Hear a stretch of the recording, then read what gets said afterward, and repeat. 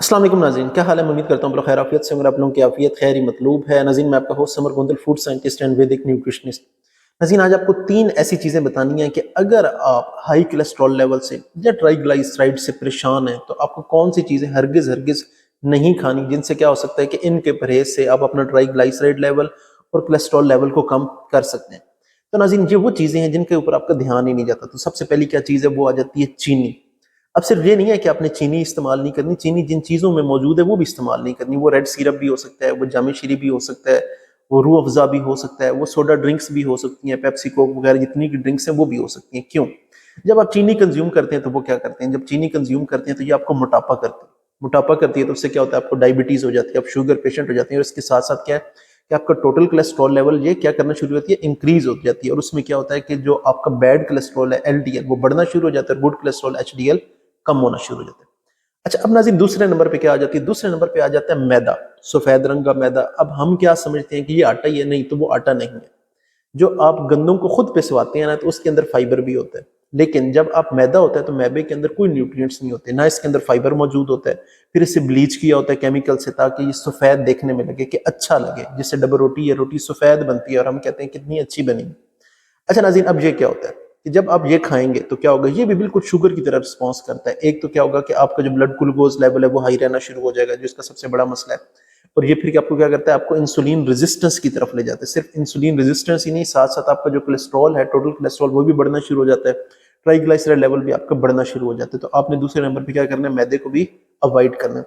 अब तीसरी चीज मैं आपको थोड़ी डिटेल में समझाता हूँ, जो बहुत इंपॉर्टेंट है।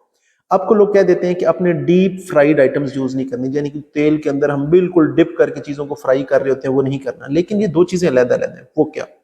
अब आप पहली बात आ जाती है कि आपने जो डीप फ्राइंग की है वो किस चीज में की है। दो ऑप्शन है। एक तो मोस्टली क्या होता है कि अगर आप रेस्टोरेंट्स पे जाएंगे या जो ठेले लगे हैं वो क्या करते हैं, या घरों में भी हम देखते हैं कि वो जो वेजिटेबल फैट को यूज करते हैं, यानी कि बनास्पति घी को। बनास्पति घी तो बिल्कुल मैं इसके हक में नहीं हूँ। क्यों?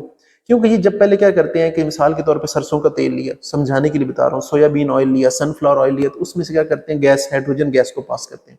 उसे हम कहते हैं हाइड्रोजनेशन। तो इसमें ट्रांस फैट बनते हैं। तो ट्रांस फैट क्या करता है, ट्रांस फैट दो तीन काम करता है, मैं आपको बताता हूँ। पहले नंबर पे क्या करता है, जो आपका दिल है, बेसिकली वो एक मसल है, उसके अंदर जो बारीक बारीक मसल्स हैं उन्हें डैमेज करता है। फिर क्या होता है, वो आपकी जो आर्टरीज है खून वाली, उनके अंदर जमना शुरू हो जाता है, वो आपको हार्ट अटैक की तरफ ले जाता है। और इसके साथ साथ क्या है कि आपका ओवरऑल जो ये ट्रांस फैट है, ये क्या करता है कि आपका बैड कोलेस्ट्रॉल को इंक्रीज करता है, एलडीएल को इंक्रीज करता है। ये हो गया।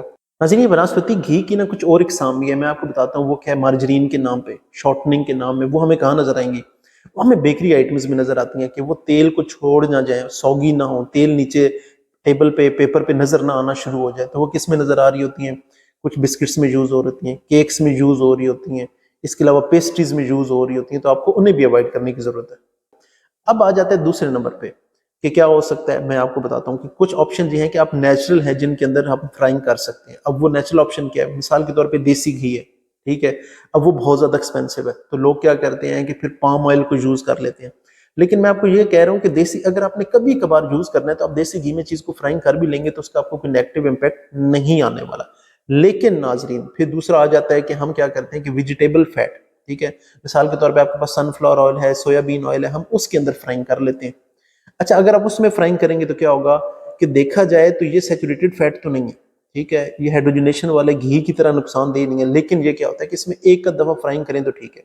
लेकिन जब आप हाई टेम्परेचर पे बार बार फ्राइंग करते हैं तो क्या होता है कि इसके अंदर जो मॉलिक्यूल्स हैं वो क्या होते हैं, वो आपस में ब्रेक डाउन शुरू हो जाती है, टूटना शुरू हो जाते हैं, उसमें फ्री रेडिकल्स बनते हैं। तो फिर फ्री रेडिकल्स क्या करेंगे, ये वही काम करेंगे। क्या काम करेंगे, मैं आपको बताता हूँ। फ्री रेडिकल्स आपके जिगर को डैमेज करेंगे, आपके लंग्स को डैमेज करना शुरू कर देंगे, यहाँ तक आपके ब्रेन को डैमेज करते हैं। फिर वो क्या करते हैं कि वो भी आर्टरीज में जमना शुरू हो जाते हैं। फिर आपको क्या होता है कि इससे मैं कहता हूँ आपको स्ट्रोक हो सकता है। स्ट्रोक होने के साथ साथ आपको दिल के अमराज भी बन जाते हैं। कोलेस्ट्रॉल लेवल तो आपको हाई होगा ही, और साथ साथ आपकी मौत के चांसेस भी बढ़ना शुरू हो जाते हैं। तो नाज़रीन, आपने इन चीज़ों को खास तौर पे अवॉइड करना है। क्या था, चीनी है, मैदा है, वनस्पति घी है, उसे तो आपने बिल्कुल नहीं मत्थे लगना। और जो दूसरा ऑयल है उसे भी कभी कभार एक दफा के लिए फ्राइंग में इस्तेमाल करें। रेगुलर हाई टेम्परेचर पे उसे बार बार यूज करेंगे तो वो भी आपको नुकसान देगा और ओवरऑल आपका कोलेस्ट्रॉल लेवल बढ़ाएगा।